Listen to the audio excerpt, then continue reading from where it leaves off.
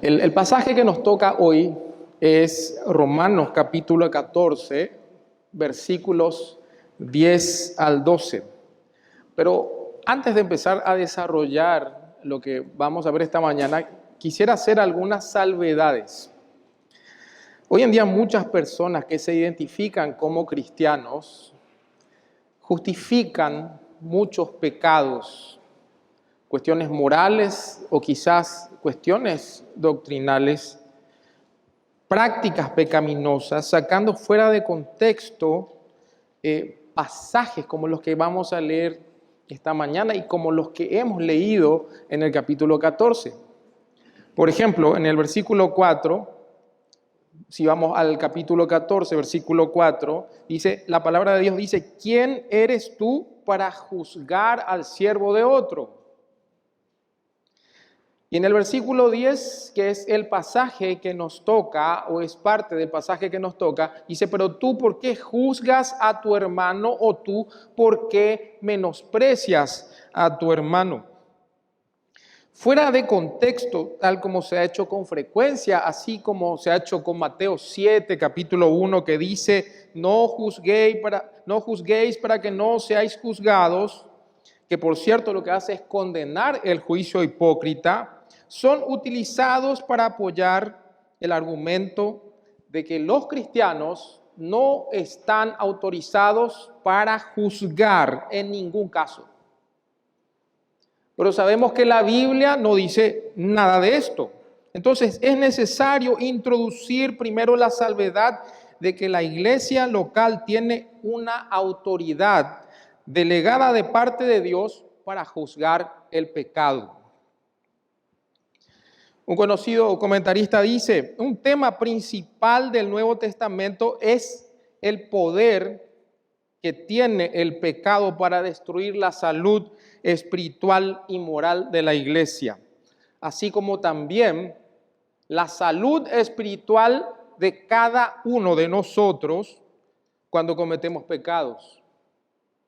Las epístolas en el Nuevo Testamento están llenas de mandatos y prohibiciones relacionadas con la necesidad de erradicar el pecado de manera continua en la iglesia. El propósito tanto de la disciplina eclesiástica como de la autodisciplina es esto: erradicar el pecado de nuestra vida, luchar contra el pecado y procurar la santidad. En cuanto a la disciplina de la iglesia, Mateo 18 establece la autoridad delegada de la iglesia de parte de Dios para juzgar el pecado. Mateo 18, 15 al 17, Jesús mandó, si tu hermano peca contra ti, ve y repréndele. No dice, no, ora por él. No tienes que criticar ni juzgar. Nadie tiene derecho a juzgar. No, acá dice, ve y repréndele, estando tú y él solos. Si te oyere, has ganado a tu hermano. Si alguien está pecando, el objetivo de la disciplina es ganar al hermano, traerlo de vuelta a los caminos del Señor. Y uno, es muy posible que no esté en los caminos del Señor, incluso estando en la iglesia. Estar físicamente en la iglesia no significa estar en los caminos del Señor. Entonces, ve y repréndele. Para esto, obviamente tiene que existir un juicio. Uno juzga que lo que hace un hermano está en contra de lo que manda la palabra de Dios. Mas si no te oyere, toma aún contigo a uno o dos, para que en boca de 2 o 3 testigos conste toda palabra. Si no los oyere a ellos, dilo a la iglesia. Y si no oyere a la iglesia, tenle por gentil y publicano.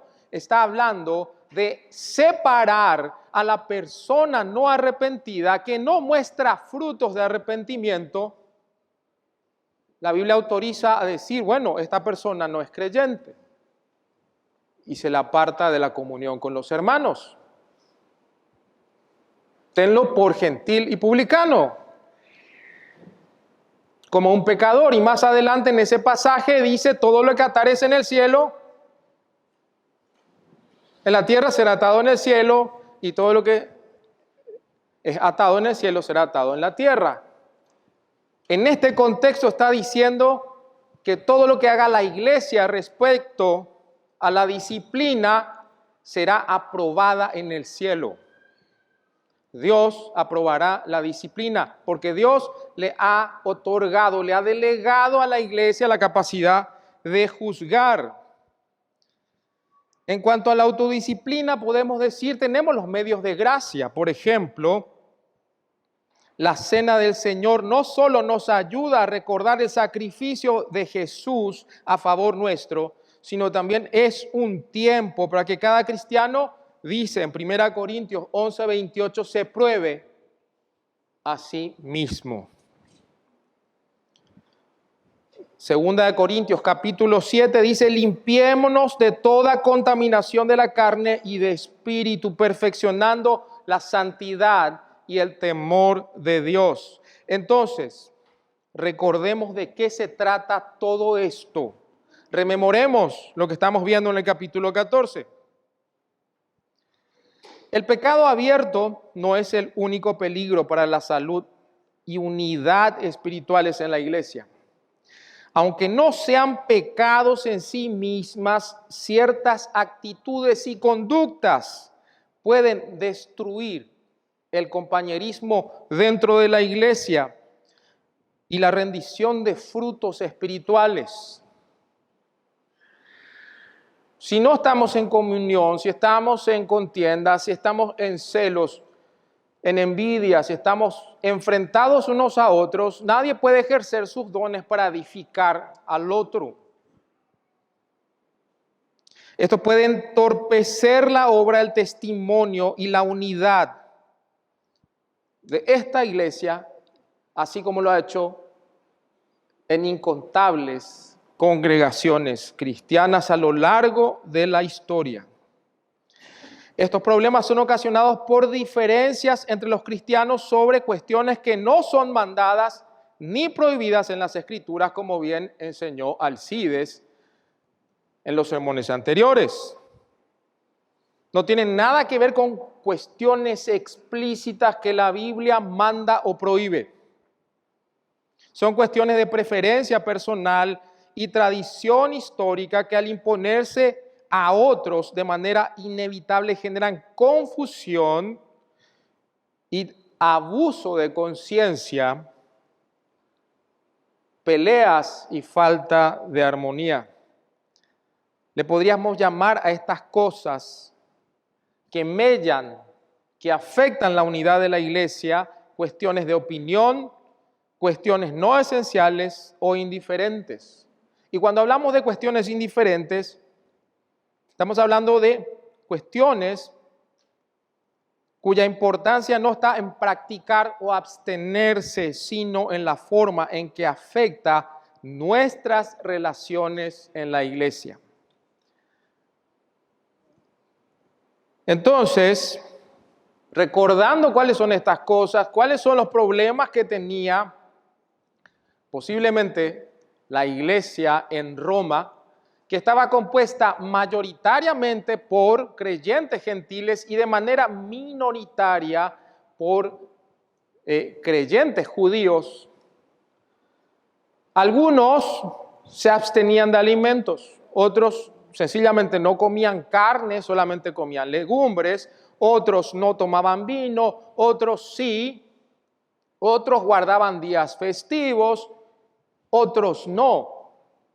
Eran cuestiones de opinión. Y habíamos visto en los sermones anteriores también con Alcides que esto podría, haciendo un puente con el día de hoy, entre ir al cine o no, si es pecaminoso ver una película, siempre y cuando a la luz de las Escrituras sea correcto ver esa película para no contaminarnos o inducirnos a la lascivia. o a otras cosas que puedan perturbar nuestra comunión con Dios, o bien, en algunos casos, doctrinas secundarias, como cuestiones de profecía o el bautismo. La proposición que tenemos hoy es la siguiente. Esta mañana vamos a ver, en primer lugar, que ningún cristiano tiene autoridad para poner en duda el estatus espiritual de sus hermanos en la fe por cuestiones no esenciales. Porque nos vemos tentados muchas veces a desconfiar o dudar incluso de la salvación de los hermanos por ciertas cosas que están en el ámbito de la libertad cristiana. Nos ponemos como un estándar, un paradigma, como la medida de todas las cosas. Si me levanto a la mañana siempre a hacer mi devocional, de pronto nos vemos tentados a calificar de carnales a los que no hacen eso. Quizás lo hagan a la noche o durante el día, pero no todos tienen el tiempo quizás o la disciplina para hacerlo en ese momento exacto. Siempre tenemos la tentación de vernos a nosotros mismos de manera arrogante y orgullosa. El segundo punto, lo siguiente que veremos es que Dios es el único que juzgará de manera infalible al creyente y sus acciones. Y finalmente, la conclusión de todo es que ningún creyente tendrá que dar cuenta de nadie más que de sí mismo. Y vamos a leer el pasaje para empezar desde el versículo 6, que es el contexto inmediato del pasaje que nos toca hoy, Romanos capítulo 14, versículo 6. El que hace caso del día lo hace para el Señor, y el que no lo hace, y el que no hace caso del día para el Señor no lo hace. El que come, para el Señor come porque da gracias a Dios, y el que no come, para el Señor no come y da gracias a Dios. Porque ninguno de nosotros vive para sí y ninguno muere para sí, pues si vivimos, para el Señor vivimos, y si morimos, para el Señor morimos. Así pues, sea que vivamos o que muramos, del Señor somos. Porque Cristo para esto murió y resucitó y volvió a vivir para ser Señor, así de los muertos como de los que viven. Y lo que podemos notar inicialmente a simple vista es que estamos hablando de dos grupos de personas, unos que practican y otros que se abstienen. Y la palabra que más se repite, la frase que más se repite es para el Señor, para el Señor, para el Señor. 5 veces se repite para el Señor. Y acá el apóstol no está cuestionando de ninguna manera, en ningún caso está cuestionando si está bien o mal comer o no comer, practicar o abstenerse, porque está implícitamente diciendo que está bien, porque son cuestiones de conciencia, porque son cosas que no están legisladas en la Biblia claramente, no son cuestiones pecaminosas en sí mismas.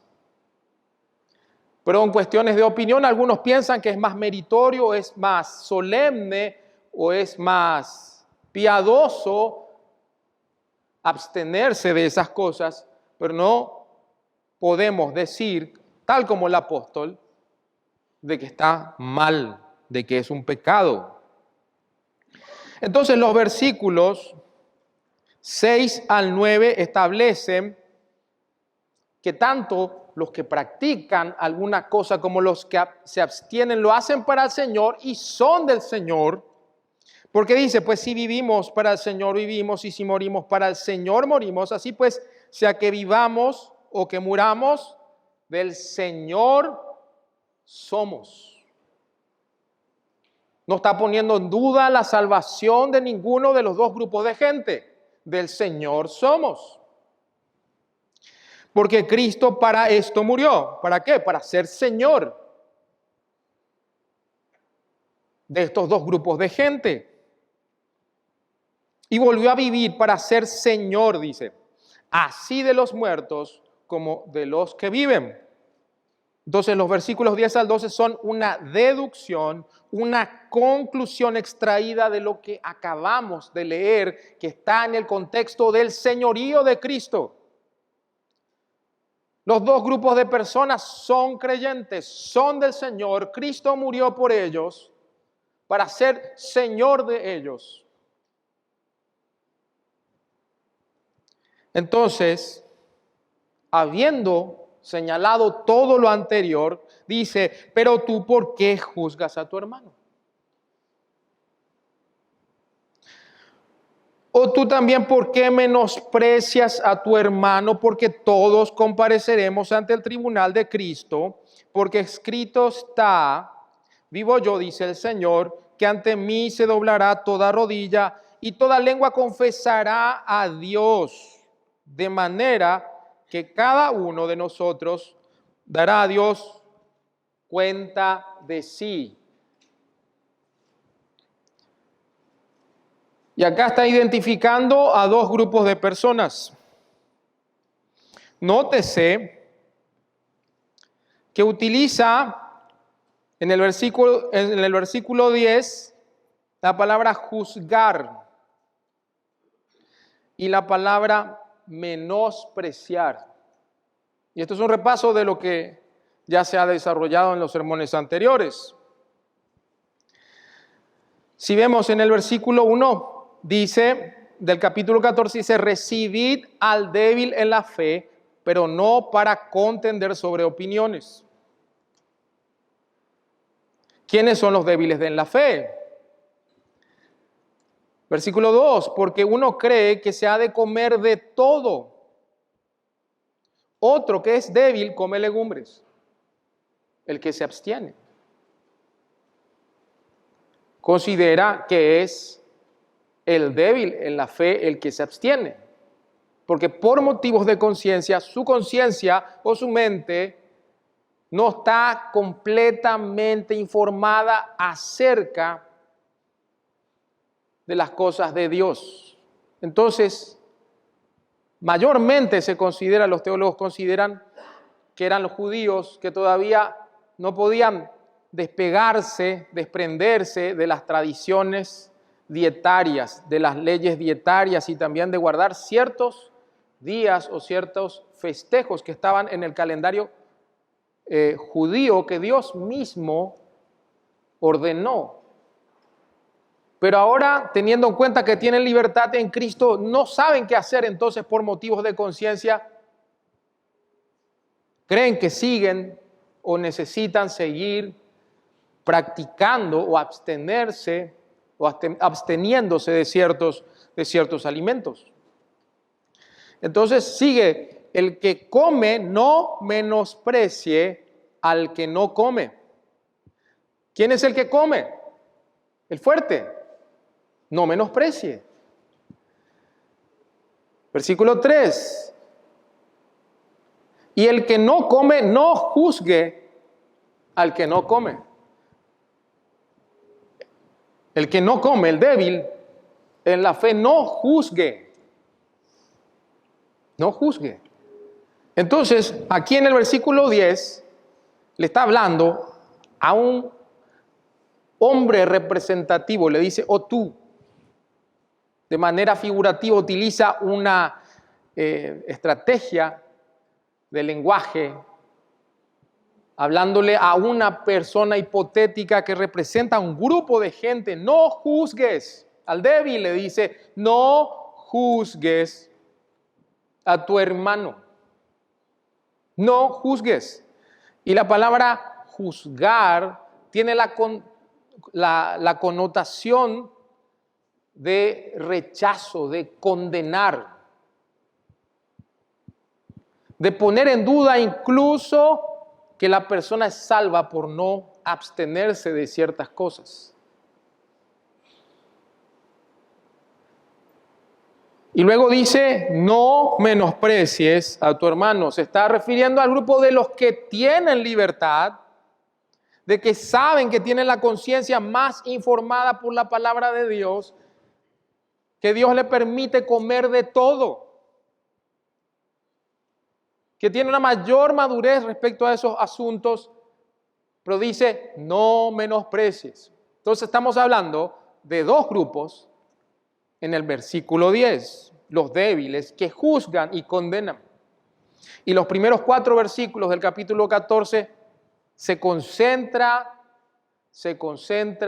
Pablo en los débiles, en los que tratan de imponer ciertas prácticas que consideran ellos piadosos al resto, y quizás eran la minoría en la iglesia. Por eso Pablo, en los versículos 4 al 6, desarrolla el argumento teológico. No puedes menospreciarlo, dice, porque, versículo 3 dice, pues Dios lo ha aceptado, dice al final. No pueden hacer eso, no pueden condenarlo. No pueden condenar al hermano porque Dios ya lo ha aceptado. Y más adelante, el pasaje que acabamos de leer, dice que Él es Señor, tanto del que come como el que no come. No solamente Dios lo ha aceptado, es creyente, sino que también Dios es su Señor. Entonces, el primer punto es, ningún cristiano tiene autoridad para poner en duda el estatus espiritual de sus hermanos por cuestiones no esenciales.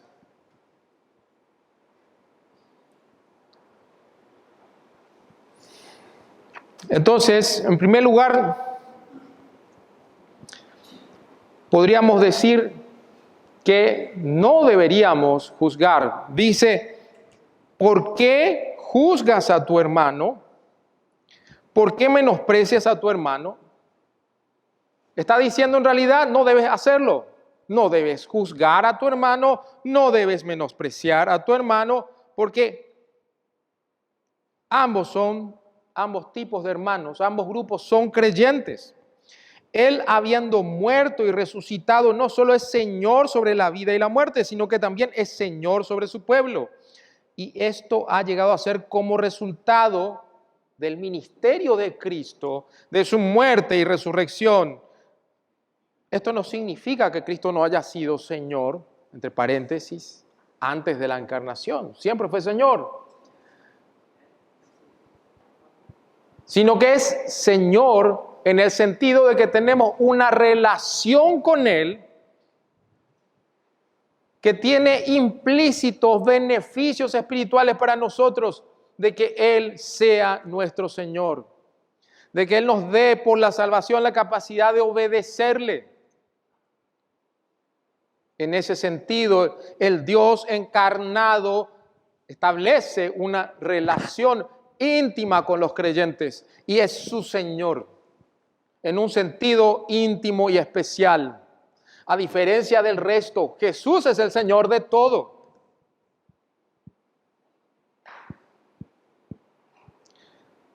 La palabra de Dios dice, todas las cosas ha hecho Jehová para sí, aún al impío, para el día malo.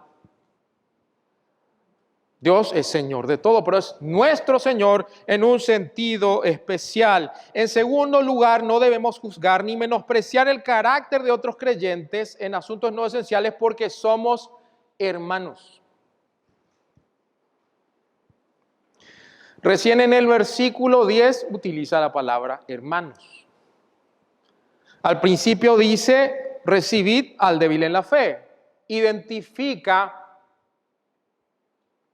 a ambos grupos de personas, pero en el versículo 10, para empezar su exhortación, identifica a ambos grupos de creyentes, tanto a los fuertes o más maduros, o cuyas conciencias están más informadas por la palabra de Dios para ejercer su libertad en Cristo, y los débiles son hermanos.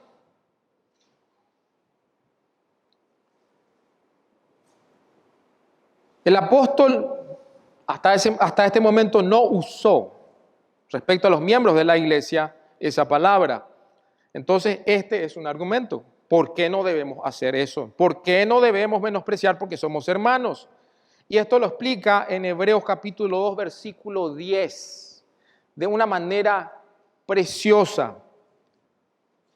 El escritor de Hebreos, quien quiera que sea, porque no sabemos quién es el escritor de Hebreos, dice, porque convenía aquel Dios, por cuya causa son todas las cosas y por quien todas las cosas subsisten, que habiendo de llevar a muchos hijos a la gloria, perfeccionase por aflicciones al autor de la salvación de ellos, es decir, a Jesucristo. Está hablando otra vez del sacrificio de muerte de Cristo. Cristo es nuestro Señor porque Él murió y resucitó y nosotros morimos con Él judicialmente para vivir con Él, como lo ha desarrollado Pablo a lo largo de Romanos. Entonces, para llevar a muchos hijos a la gloria, Dios el Padre fue necesario perfeccionar por aflicciones al autor de la salvación de ellos, es decir, a Jesucristo. Porque el que santifica y los que son santificados, nosotros somos los santificados, de uno son todos, por lo cual no se avergüenza de llamarlos hermanos. Cristo no se avergüenza de llamarnos hermanos. Diciendo, anunciaré a mis hermanos tu nombre en medio de la congregación, te alabaré, y otra vez yo confiaré en él. Y de nuevo, he aquí yo y los hijos que Dios me dio. Entonces no debemos menospreciar y condenar o juzgar el carácter de nuestros hermanos por cuestiones secundarias, porque somos hermanos, porque el autor de la vida pasó por aflicciones, murió y resucitó para llevarnos a la gloria junto al Padre, estableciendo una relación especial con nosotros, una relación de familia. La implicancia de este pasaje es que nada es más importante que debemos darnos cuenta de que somos hermanos. ¿Qué diferencia hubiera habido en la iglesia del Señor si esto se tomara en cuenta, o se hubiera tomado en cuenta a lo largo de la historia, y si nosotros tomásemos en cuenta esto seriamente? Pero aquí es donde la iglesia siempre ha tendido a descarriarse. El peligro siempre es que elevemos tanto estas cuestiones de opinión que consideremos a las personas que no están de acuerdo con nosotros casi como enemigos. Incluso puede entrar el odio, y eso es lo que es tan deplorable. Y eso ha pasado con nosotros como iglesia. Cuando empezamos a entender las doctrinas de la gracia, nuestros hermanos amados, que también son creyentes, que no creen en las doctrinas de la gracia, que en términos de salvación es secundario, pero es importante que lo sepamos porque de eso depende la filosofía del ministerio que tenemos. Sabemos que la palabra de Dios es la que transforma, no ninguna estrategia humana. Hemos sido despreciados incluso por estos hermanos. Y hay relaciones que incluso se han deteriorado a causa de estas cosas. Entonces, nosotros no debemos odiarlos. Son nuestros hermanos. En cuestiones no esenciales no estamos de acuerdo. No son doctrinas fundamentales como la Trinidad. Sabemos que ninguna persona que rechace la Trinidad es creyente. Sabemos que ninguna persona que piensa que puede salvarse por mérito propio es creyente. Y estos hermanos son nuestros hermanos, ellos, y los amamos. Pero estas cuestiones secundarias no deben ser motivo para odiarnos y considerar que son enemigos. Pero esto está hablando a una iglesia local, porque eso puede pasar aquí. Vamos a hablar a grandes rasgos en este pasaje de la visión premilenial del tribunal de Cristo. Hay otros que no creen en eso.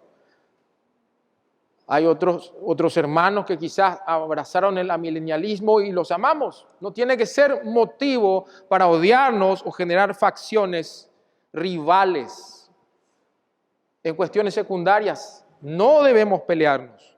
El odio, si llega, es infinitamente más importante que las opiniones particulares que podamos tener sobre las cosas ofrecidas a los ídolos en el contexto del pasaje o en días particulares. Porque quizás habían algunos gentiles que se abstenían también en esa iglesia de comer carne porque rechazando su pasado pagano, sus cultos orgiásticos y sus ofrendas a los dioses paganos, ellos no querían volver a verse involucrados en el paganismo y no querían comer carne para no contaminarse con carne que posiblemente haya sobrado de lo sacrificado a los ídolos. Y en nuestros casos podemos ver diferentes cosas, como el uso del velo, u otras cosas que quizás nos puedan importar de una manera particular. Las personas que no están de acuerdo con nosotros no deben ser considerados como enemigos, no deben ser considerados rivales. La iglesia no debe dividirse en asuntos que no son esenciales. Es el principio que Pablo está estableciendo en este pasaje. Es posible que en Corinto y en Roma los hermanos estaban divididos por estas cuestiones. Y el objetivo de Pablo en el capítulo 14 es continuar con lo que estaba diciendo acerca del amor, de cuáles son las características o las consecuencias en el carácter de los creyentes, dado que comprenden toda la doctrina de la salvación que él desarrolló hasta el capítulo 11. Él habló de las relaciones entre los hermanos, de los dones espirituales que tienen que ser utilizados para edificarnos mutuamente, de las relaciones con los inconversos, incluso con los incrédulos. Nos dice amar a los enemigos. Y ahora vuelve al tema de los hermanos para exhortar acerca de no dividirnos por cosas de opinión, por cuestiones no esenciales. Porque lo que trata de preservar aquí es la unidad en el vínculo de la paz en la iglesia, lo cual refleja el carácter de Cristo. En el capítulo 8 de Romanos, Pablo dice: todos los que son guiados por el Espíritu, estos son hijos de Dios, ¿sí? Los creyentes son guiados por el Espíritu y la unidad es uno de los frutos. Entonces no deben verse involucrados en esas cuestiones. Eso es lo que está diciendo. Ahora Pablo lleva esto a un paso más allá. Dado que somos hermanos, ninguno es juez. Ninguno de nosotros.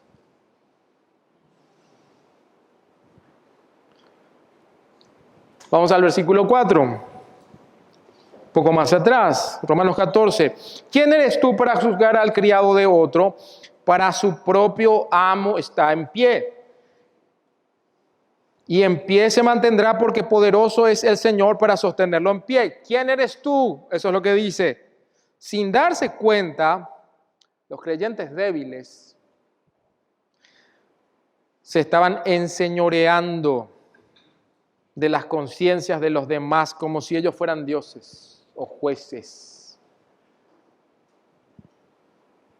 como paladines de la piedad. Si no lo haces a mi manera, entonces tengo derecho de pensar de que no sos creyente.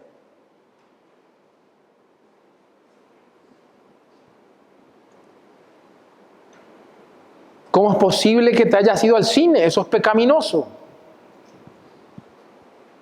¿Cuánto tiempo perdiste allí? Hubieras estado leyendo la Biblia en ese momento. Es una tentación enseñorearse de las conciencias de los demás. ¿Quién eres tú para juzgar al siervo de otro? Dice. Entonces Pablo primero se dirige al hermano más débil diciéndole por qué juzgas a tu hermano, y luego vuelve hacia el otro y dice, o tú por qué eres más fuerte en el entendimiento de la fe, desprecias a tu hermano. ¿Por qué desprecias a tu hermano? En el versículo 10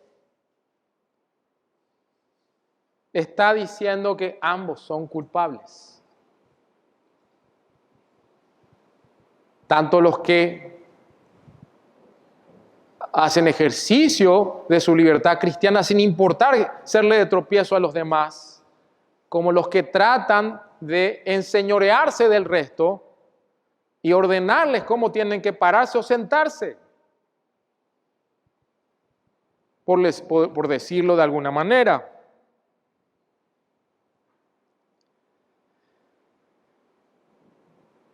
Si ambos son culpables, entonces ese no es el espíritu fraternal, no es fraternal juzgar ni despreciar.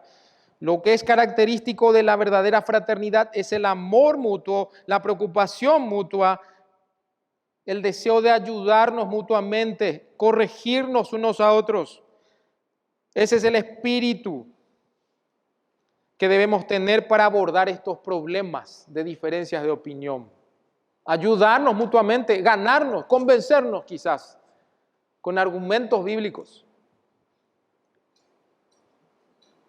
No con ponerme yo como la medida de todas las cosas, el estándar para seguir, considerándome yo muy piadoso. ¿Qué podemos aplicar de esto? Si estamos tratando con hermanos y hermanas cristianos, no debemos permitir que estas cosas destruyan nuestro compañerismo. Habrá diferencias en muchas áreas. En cuestiones quizás de doctrina secundaria. En cuestiones quizás de tontas, quizás como no, yo no como morcilla o no sé, no se me ocurre en este momento nada. Cuestiones de comidas o de bebidas, incluso porque la Biblia no condena beber vino, pero sí condena la borrachera. Entonces debemos hacerlo con moderación. Y el que no bebe, no condene. Al que no bebe.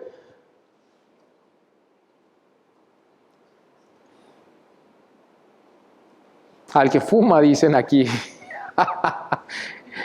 Los veganos pueden abstenerse de comer animales, pero no le estén condenando a todo el mundo diciendo que han cometido un asesinato, decía un pastor.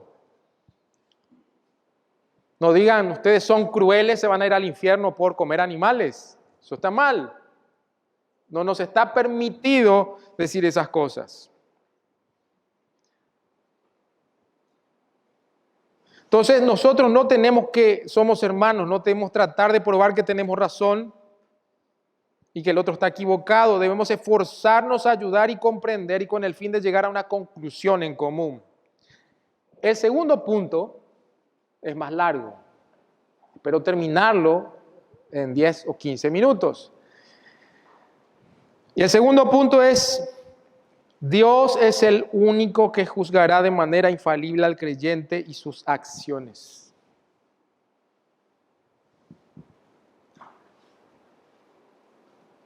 Y en esta parte podemos leer versículos 10, la segunda parte dice, porque todos compareceremos ante el tribunal de Cristo, porque escrito está, vivo yo, dice el Señor, que ante mí se doblará toda rodilla y toda lengua confesará a Dios.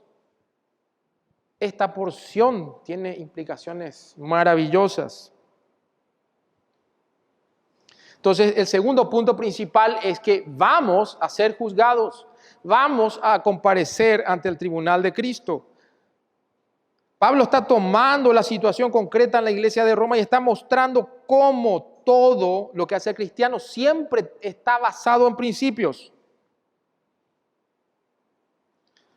Nosotros no podemos vivir por nosotros mismos, porque Cristo es nuestro Señor. Muy bien dice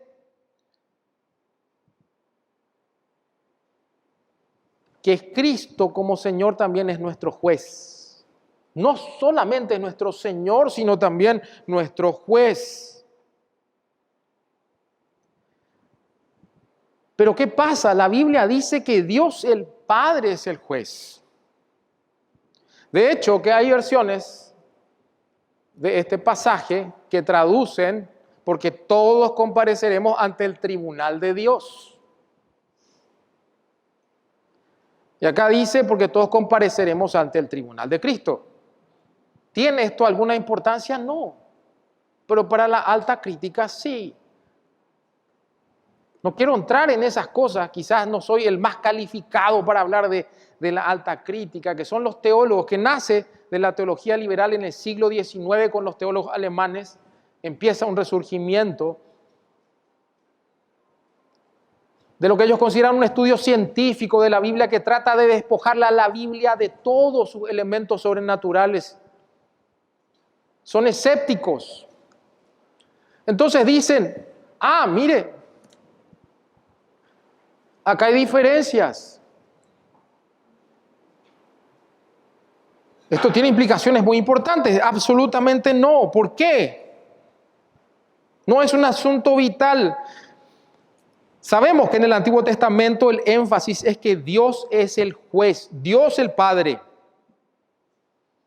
¿Se acuerdan de Abraham cuando estaba caminando con Dios? Se encontró con 3 varones y les mató un cabrito, les invitó a comer. Por eso es que dice algunos, sin saberlo, hospedaron ángeles, ¿sí? Eran 3 varones. Les dio pan con crema de leche y comieron. Uno de ellos era Dios, Jehová, y los otros 2 eran los 2 varones que fueron y destruyeron Sodoma y Gomorra. Y le anuncia Dios, el varón que comió con él, que iba a destruir Sodoma. Y le dice, pero si hay justos ahí, los vas a destruir. Y entonces dice lo siguiente, ¿no hará justicia el juez de toda la tierra? Génesis 18. Dios el Padre es el juez. Dios es quien juzgará al mundo entero con justicia. Pero aquí en el Nuevo Testamento hay un asunto interesante para nosotros, es que Dios entregó el juicio del mundo a su Hijo.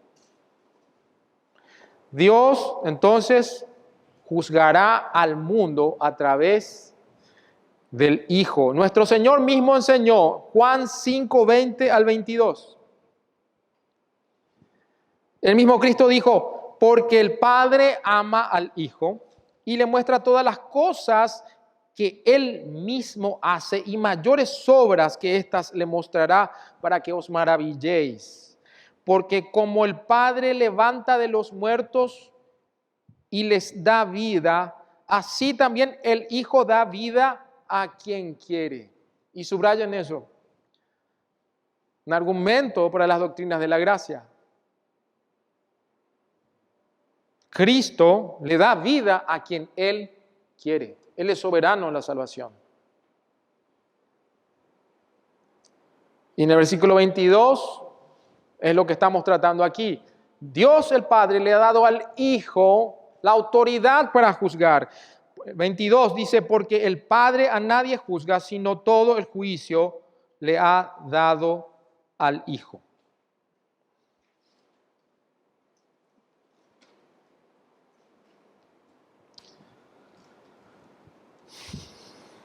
No puede ser esto más claro. En Hechos 17:30 también,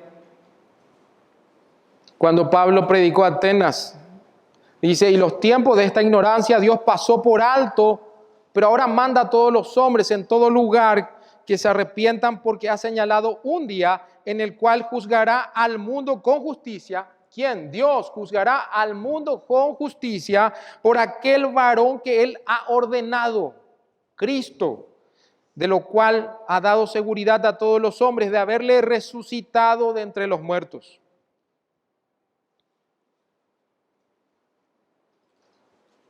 ¿Cómo sabemos en el Nuevo Testamento que cuando dice todos compareceremos ante el tribunal de Dios, si esa es la versión correcta, tenemos un paralelo para probar que está hablando de Cristo? El primer punto, estamos hablando de la deidad de Cristo. La deidad de Cristo ha sido atacada por los siglos y hoy en día más. Golpean a tu casa y te dicen, no, la deidad de Cristo no es enseñada por la Biblia, te dicen. 2 Corintios 5:10, Pablo está hablando que esta nuestra habitación, este cuerpo, este tabernáculo se deshiciere, tendremos una habitación celestial, dice. Y si estamos ausentes, tanto ausentes en cuerpo, es decir, muertos, o presentes, es decir, vivos en la carne. En 2 Corintios 5:10 dice, porque es necesario que todos comparezcamos ante el tribunal de Cristo. En el Nuevo Testamento habla indistintamente de Cristo y del Padre como Dios. Pero para reforzar esta verdad de la deidad de Cristo, aquí nos dice Pablo un argumento más, porque escrito está. Escrito está, vivo yo, dice el Señor, que ante mí se doblará toda rodilla y toda lengua confesará a Dios. Está citando Isaías 45:3. E Isaías 45:3 está hablando de Jehová, Dios el Padre.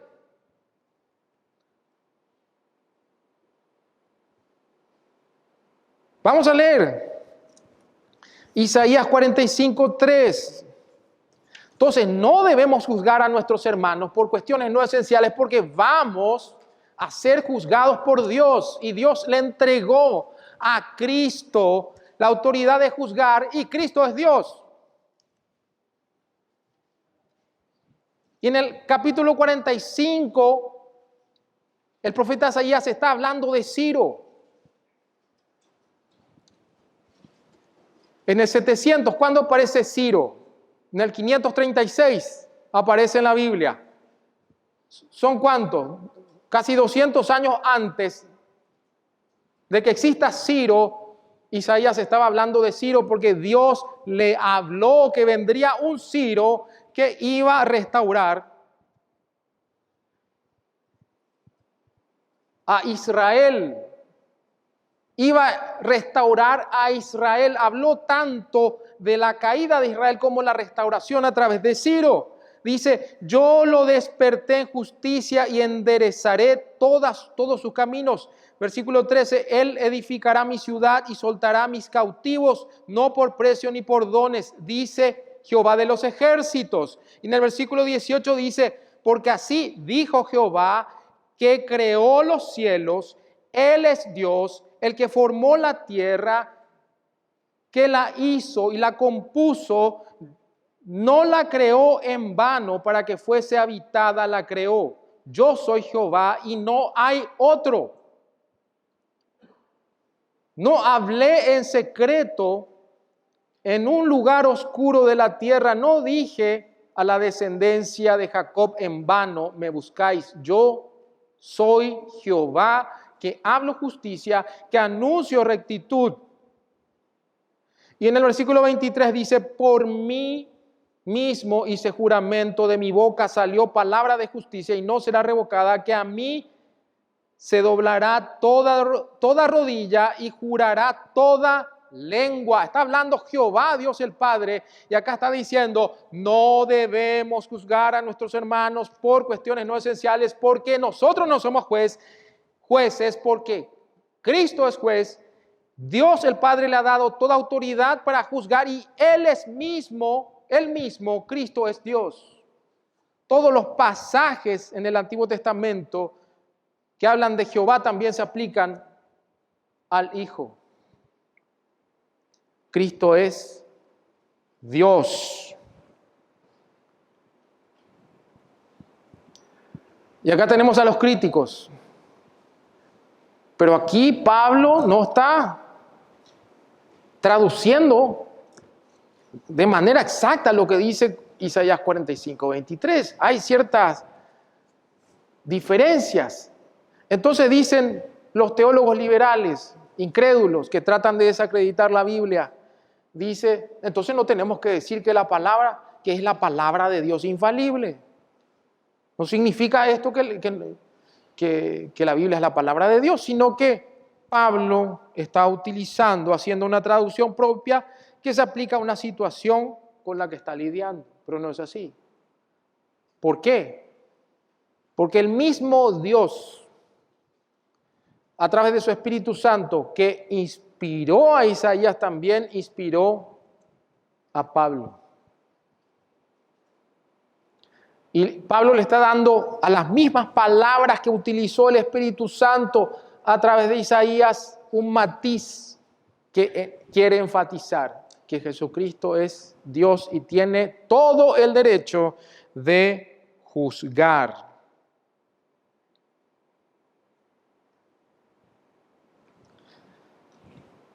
La implicación del pasaje de Isaías es el de la deidad de Cristo y también todo el capítulo 14 nos lleva a esto. Es importante advertir que el uso intercambiable de títulos y nombres para aludir a Dios en este pasaje, el capítulo 14, presenta una de las enseñanzas más claras de la deidad de Cristo. Ya vamos a hacer un repaso. Vamos a Romanos capítulo 14. Voy a tratar de terminar en minutos, no se preocupen. En el versículo 3, Pablo habla de Dios. Porque Dios ha recibido al que come como al que no come. En el versículo 4, Pablo habla del Señor. En el versículo 6, tanto del Señor 3 veces como de Dios 2 veces. En el versículo 8 habla Pablo del Señor 3 veces y en el versículo 9 de Cristo específicamente como Señor. Habla de Dios el Padre como Señor y de Cristo como Señor de manera intercambiable. Tenemos que tener claro que Cristo es Dios y siendo Dios tiene la autoridad para juzgar. Habiendo a través de su sacrificio de muerte y resurrección, estableciendo a través de eso una relación particular con nosotros. Él es nuestro Señor, es nuestro juez. El Padre le ha dado autoridad y Él mismo es Dios. ¿Por qué? Porque es coigual con el Padre, es eterno con el Padre. Es un solo Dios que subsiste en 3 personas, que no es como nosotros, que subsistimos a través de una sola persona. Dios subsiste a través de 3 personas y Él tiene la capacidad de juzgar. Y el carácter del juicio de Cristo y el juicio de Dios es que es universal. ¿Qué significa esto? Si es universal, ¿a quién aplica?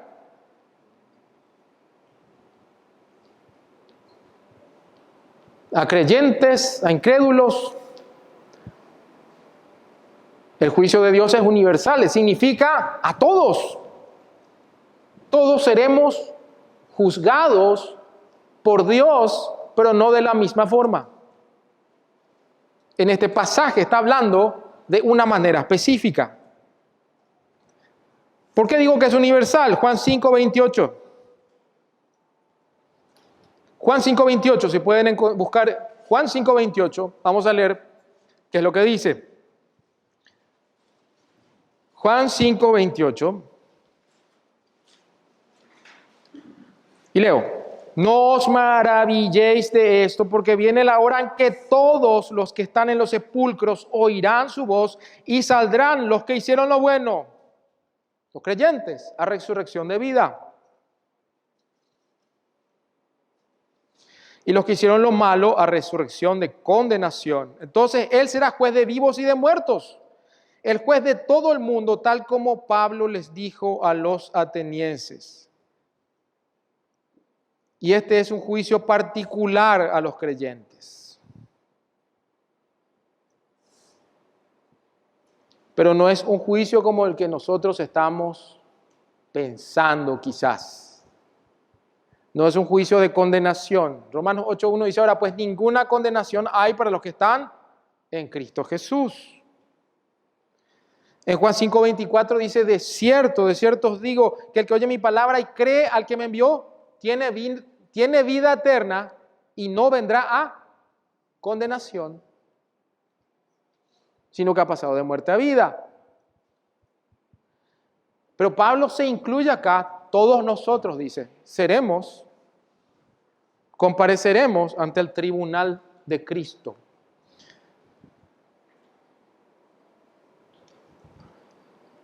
En 2 Corintios 5:10 dice específicamente el tribunal de Cristo. Aquí dice el tribunal de Dios y es intercambiable, porque Cristo es Dios.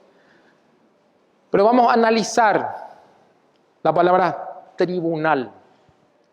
Hay dos palabras que se utilizan para tribunal. La primera palabra es criterion o criterión, que se refiere a un juzgado, algo que se juzga judicialmente para hallar la culpabilidad, un estándar para juzgar algo. Pero acá la palabra que utiliza es bimá, la palabra bimá, que es una plataforma con escaleras. Existen muchos usos de la palabra bimá. En el aerópago, la plataforma en la cual se paraban a hablar. También en la arena, en las competencias, en las Olimpiadas atenienses, donde estaba la máxima autoridad, una especie de plataforma a la cual pasaban todos los vencedores y eran premiados. Entonces estamos hablando de un juicio de recompensas. Y el pasaje más claro para entender esto es el que leyó precisamente Eduardo. 1 Corintios capítulo 3, versículos 9 al 15. Porque nadie puede poner otro fundamento que el que está puesto, el cual es Jesucristo, y si sobre este fundamento alguno edificare oro, plata, piedras preciosas, madera, heno, hojarasca, la obra de cada uno será manifiesta, porque el día la declarará. Está hablando de dos tipos de obras, dos tipos de materiales, materiales durables y materiales que se desintegran con el fuego. Oro, plata, piedras preciosas. Pasa el fuego y permanecen. Madera, heno, hojarasca, materiales inflamables. Obras que quizás nosotros presentemos a Dios, porque Él va a juzgar las intenciones de nuestro corazón. Y ante el juicio de recompensas, quizás los ojos de Cristo, dice, los ojos de Cristo son como llama de fuego, van a quemar, porque van a estar manchadas de orgullo y soberbia, quizás, y van a desaparecer y no vamos a tener ningún premio. ¿De dónde sacó esto? Dice, porque será revelado por fuego y el fuego probará la obra de cada uno de qué clase es. Si permaneciere la obra de alguno que sobreedificó, recibirá recompensa. Si tus obras serán para el Señor, Madera en hojarasca desapareció. Si tus obras fueron para Dios oro, plata, piedras preciosas, van a permanecer. Si la obra de alguno fuere quemada, él sufrirá pérdida, el creyente, pero él mismo será salvo, dice. Para que no digan que se pierde el creyente, aclara, va a ser salvo. Sin embargo, así como por fuego. Hoy en día, los organismos multilaterales, casi la totalidad de los economistas y los cientistas políticos, los politólogos, casi todo el mundo está preocupado por el tema de la desigualdad. Para Dios eso no es un problema. No vamos a ser iguales en el cielo. Algunos recibirán recompensa, otros no. Por eso nos dice en este segundo punto, no debemos juzgar y menospreciar las intenciones o el carácter espiritual de nuestros hermanos por cuestiones secundarias, porque Cristo es el juez, Él es Dios, Él es el que murió, Él es nuestro dueño y es el que va a juzgar y Él va a ver las intenciones de nuestro corazón.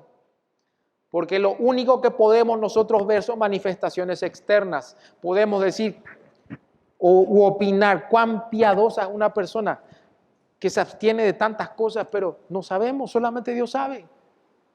Quizás le premia, quizás no. Quizás alguien que abuse de su libertad cristiana y no le importe dañar a un hermano débil, también todo lo que haga se va a quemar. Porque no mantuvo la unidad, el compañerismo en la iglesia, en el vínculo de la paz. Y el último punto dice, ningún creyente tendrá que dar cuenta de nadie más sino de sí mismo. Y me acuerdo de Ezequiel 18. No se aplica exactamente aquí porque está hablando de creyentes. Pero Dios no juzga a nadie por el pecado del otro. En Ezequiel 18 dice, el alma que pecare, esa morirá, el padre no pagará el pecado del hijo y el hijo no pagará el pecado del padre. En el tribunal de Cristo, nadie va a ser recompensado por la piedad del otro, porque yo le dije que se guarde de esto, porque yo le dije que no beba vino. No, el que se abstuvo para el Señor va a ser recompensado. El que bebió y dio gracias a Dios va a ser recompensado. Y quizás yo, sabiendo que tengo problemas de conciencia, dudando si está bien o mal, hago algo que pienso que está mal porque todo el mundo lo hace. No, lo que no proviene de fe es pecado. Bebí y yo pensé que estaba mal, pero bebí. No me informé, no informé mi conciencia de lo que dice la palabra de Dios, sino que dudando lo hice. Se esfuma en el tribunal de Cristo, porque Dios, a través de su Hijo, Cristo, revelará las intenciones de nuestro corazón. Y entonces cierro con esto. Gálatas capítulo 6, versículo 1 al 4 dice, hermanos, para ver cuál es el espíritu que debemos tener, de compañerismo, de amor, de ayuda. Si alguno fuere sorprendido en alguna falta, vosotros que sois espirituales, restauradle con espíritu de mansedumbre, considerándote a ti mismo. Acuérdense de lo que dice. Así que, esa es la conclusión del pasaje, cada uno dará cuenta de sí mismo. Incluso siendo más maduro, siendo más espiritual y tratando de restaurar a alguien que cometió una falta y traerle de nuevo al camino del Señor, aún así tenemos que considerarnos a nosotros mismos, porque tenemos la tentación de verlo con orgullo, con soberbia, desde un pedestal de superioridad moral. ¿Verdad que es así? Siempre que no hacemos lo que hace el resto, nosotros nos sentimos superiores moralmente, ¿verdad? Considerándote a ti mismo, no sea que tú también seas tentado. Llevad las cargas los unos de los otros y así cumplid la ley de Cristo. Porque si un hombre se cree ser algo cuando no es nada, se engaña a sí mismo. Pero cada uno, otra vez habla de considerarse a sí mismo, pero cada uno pruebe su propia obra. Cada uno dará cuenta de sí. Cada uno pruebe su propia obra y entonces tendrá gozo solo para sí mismo y no en otro, porque cada uno llevará su propia carga. Padre Celestial, te damos gracias por tu palabra, porque ella nos reprende.